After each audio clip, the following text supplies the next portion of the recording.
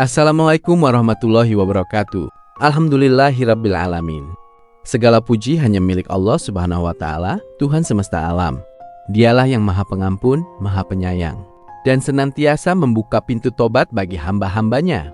Sholawat dan salam semoga senantiasa tercurah kepada Nabi Muhammad SAW, keluarga beliau, para sahabat, serta seluruh umatnya hingga akhir zaman. Sahabat Quran yang berbahagia, pada kesempatan kali ini marilah kita merenungkan firman Allah Subhanahu wa taala dalam Quran surat Al-Baqarah ayat 37.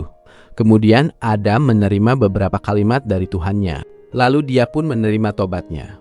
Sungguh Allah Maha Penerima Tobat, Maha Penyayang. Ayat ini adalah salah satu ayat yang memberikan harapan besar kepada setiap manusia. Tidak ada manusia yang luput dari kesalahan. Bahkan manusia pertama, Nabi Adam alaihissalam, pernah melakukan kekeliruan. Namun yang membedakan orang beriman dengan orang yang durhaka bukanlah apakah ia pernah berbuat salah atau tidak, melainkan bagaimana sikapnya setelah melakukan kesalahan. Nabi Adam melakukan kesalahan karena memakan buah dari pohon yang telah Allah larang. Setelah itu beliau tidak membela diri, tidak menyalahkan siapapun, dan tidak pula menyalahkan takdir. Beliau segera menyadari kesalahannya. Inilah pelajaran pertama bagi kita. Ketika berbuat dosa, jangan sibuk mencari alasan. Jangan mengatakan, semua orang juga begitu.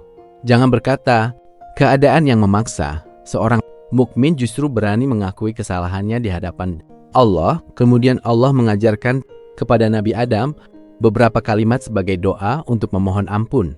Hal ini menunjukkan bahwa bahkan kemampuan untuk bertobat pun merupakan karunia dari Allah.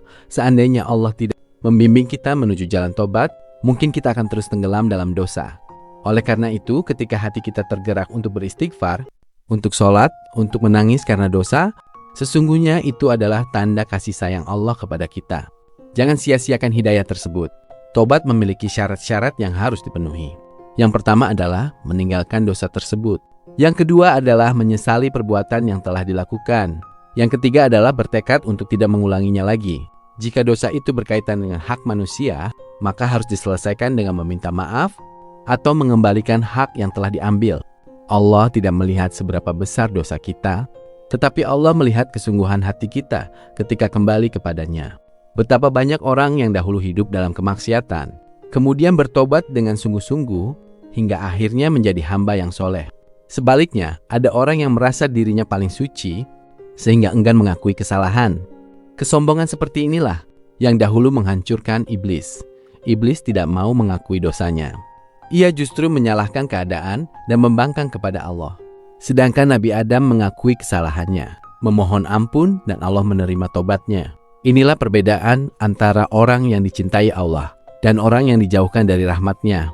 Jangan pernah putus asa dari rahmat Allah, sebesar apapun dosa yang pernah kita lakukan.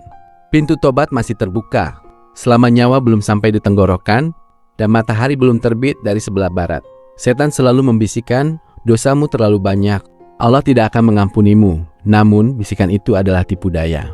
Allah justru memperkenalkan dirinya dalam ayat ini dengan dua sifat yang agung, yaitu Maha Penerima Tobat dan Maha Penyayang. Artinya Allah senang menerima hamba yang kembali kepadanya. Bayangkan seorang anak yang lama meninggalkan rumah, kemudian pulang dengan penuh penyesalan. Betapa bahagianya orang tua yang menyambutnya. Maka rahmat Allah jauh lebih besar daripada kasih sayang seluruh makhluk. Tobat bukan hanya diucapkan dengan lisan melalui istighfar.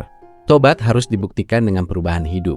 Jika dahulu meninggalkan sholat, maka setelah bertobat, ia menjaga sholat 5 waktu. Jika dahulu lisannya suka menyakiti orang lain, maka setelah bertobat, lisannya dipenuhi zikir, doa, dan perkataan yang baik. Jika dahulu hartanya diperoleh dengan cara yang tidak halal, maka setelah bertobat, ia mencari rezeki yang halal walaupun lebih berat. Inilah tanda bahwa tobat benar-benar hidup di dalam hati. Jangan menunda tobat. Tidak ada seorang pun yang mengetahui kapan ajal akan datang. Banyak orang yang pagi hari masih sehat, tetapi sore hari telah dipanggil menghadap Allah. Karena itu, setiap hari hendaknya kita memperbanyak istighfar. Bahkan Rasulullah Shallallahu Alaihi Wasallam yang telah dijamin ampunan dosanya, tetap beristighfar kepada Allah berkali-kali setiap hari. Apalagi kita yang penuh dengan kekurangan. Selain memohon ampun, hendaknya kita memperbanyak amal saleh. Amal saleh dapat menjadi bukti kesungguhan tobat kita. perbanyak membaca Al-Quran, bersedekah, membantu sesama, menjaga silaturahmi, dan memperbaiki akhlak. Jangan hanya menangisi masa lalu, tetapi bangunlah masa depan. Dengan ketaatan kepada Allah, Allah tidak meminta kita menjadi manusia yang tidak pernah salah. Allah meminta kita menjadi hamba yang selalu kembali ketika melakukan kesalahan. Itulah makna sejati dari tobat.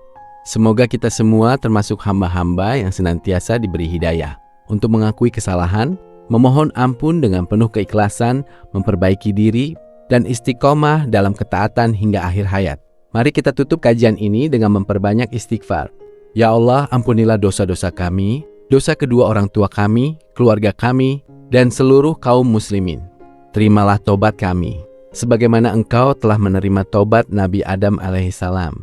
Jadikan kami hamba-hambamu yang senantiasa kembali kepadamu, istiqomah dalam ketaatan, dan wafat dalam keadaan husnul khotimah. Amin ya rabbal alamin. Wassalamualaikum warahmatullahi wabarakatuh.